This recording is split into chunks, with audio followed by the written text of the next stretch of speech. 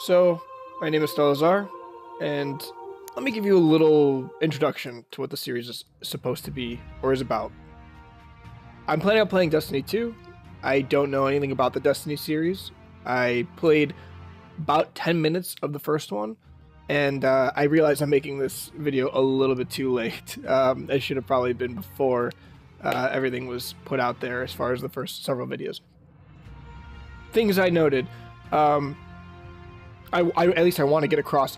I planning on playing this game as cautiously as possible. I'm planning on going through it as a solo player. I'm sure there are advantages, more experiences to be had in group settings, but I personally learn best about a situation when I figure it out for myself. So I don't know if that's going to inhibit my gameplay, but I'm definitely going to try and die as few times as possible. I'm going to try and take in as much of the game as possible, really read into the storyline and see what's going on. I've never done anything like this as far as recording a series goes. I've done games where I try to not look anything up. I'm currently working on Bloodborne. We're going to go through and we're going to take this step by step. Please feel free to leave me a feedback.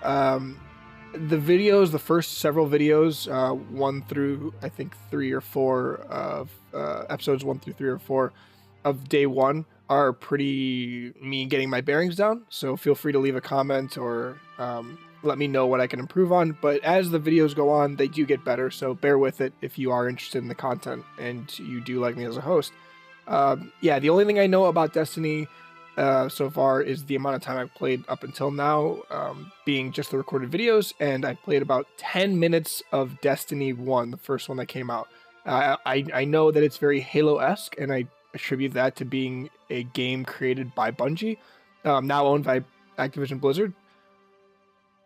Let's see where this goes. Cool. I'll also give you a rundown of kind of the class I chose and why I chose it. Again, this is probably something I should have done on day 1, but it was me kind of just figuring out things, getting my bearings down. And the screens here for the loading menus aren't really all that well created. There really isn't like an option setting. And the first thing I did when I launched the game was just get blown out by loud music, and I didn't know how to record over that because there is no settings menu before you even get into the game. Like, this is all you have. You have exit to desktop, or creating a new character, and they gave you like a default character, and they started out at level 100. I created this character just so that you guys could see that. You essentially start out as this or not level 100, sorry, level 100 quality, I guess, is like their rating system. And there's 3 classes to choose from. There's a Titan, there's a Hunter, and there's a Warlock, I believe is the third one. Can figure that out now. Yeah, the Warlock. So my reason for choosing the Titan for my first playthrough, I feel, and this is just me, you guys can disagree, I feel that there's a lot of reason why game developers put a default class as the first one. It's almost as if the game was intended to be played through the eyes of that class, and it's almost balanced around it.